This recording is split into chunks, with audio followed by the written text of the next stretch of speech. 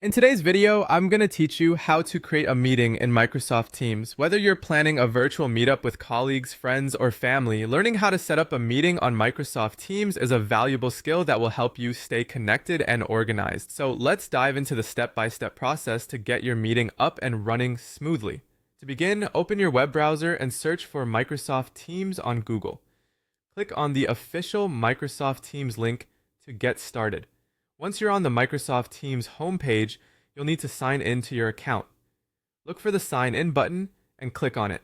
If you don't have an account yet, you'll need to set one up, but for now, we'll assume you already have one. Log in using your credentials and you'll be directed to your Microsoft Teams dashboard.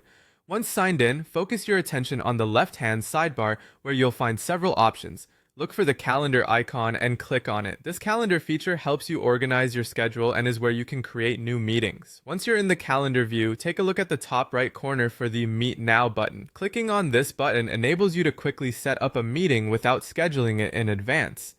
Now, let's take the next step. After clicking Meet Now, you'll see an option to Start Meeting.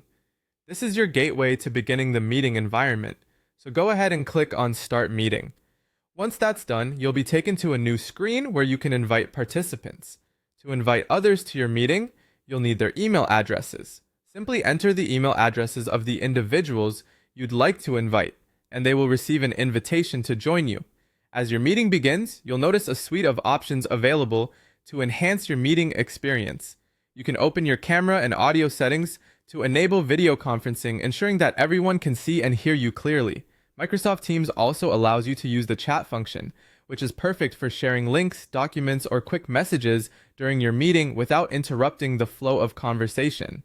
And there you have it. You now know how to set up a meeting in Microsoft Teams with ease.